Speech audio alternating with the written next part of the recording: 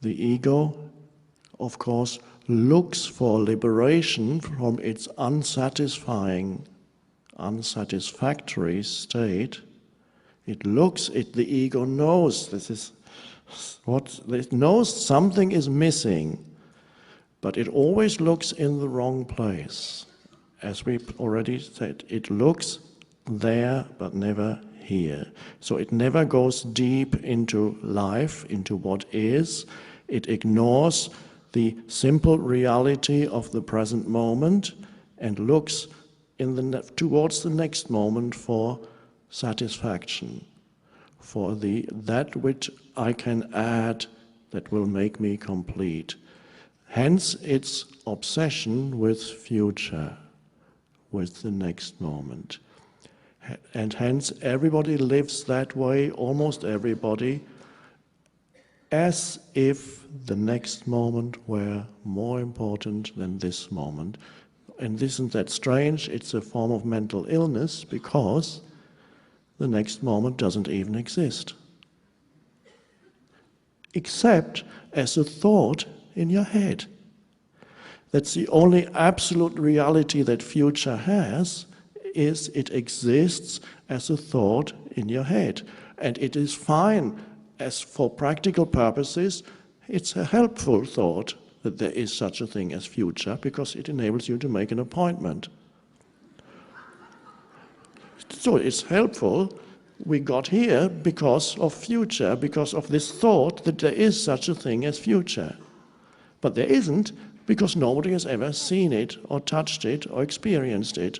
And since nobody has ever seen, touched or experienced it, we can assume that it doesn't exist. And obviously it doesn't, because when the future comes, it's the now. The next moment comes that you wanted to get to, and finally you get there, and it turns out, oh, it's the now again.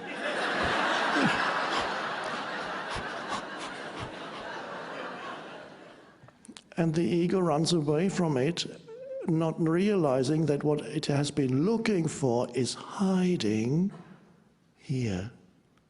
No matter what form this now takes, it is hiding where the conditioned mind, which is the ego, has never really looked. It always made the now, at best, into a means to an end. Okay, this now, I need this now because it enables me to get to that more important moment, which is the future. Okay, a stepping stone, best of times. Or the ego had reduced the now to an obstacle. And for some people that is their normal existence. Every day long, whatever comes into the now, they look at it as an obstacle. Get out of the way, I want to get there. Every person that comes in, no, I want something else. The ego always wants not this, it wants to use this to get there. It wants to use every person that comes into now to get there. So every person the ego meets, okay, are you going to enable me to get to the next more important moment?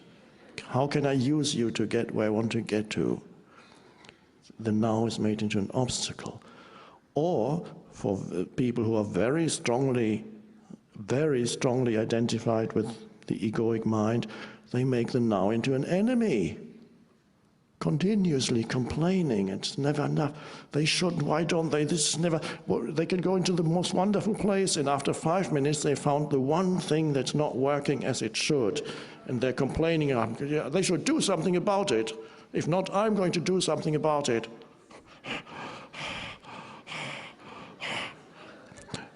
And if they're not complaining verbally, they're complaining in their heads.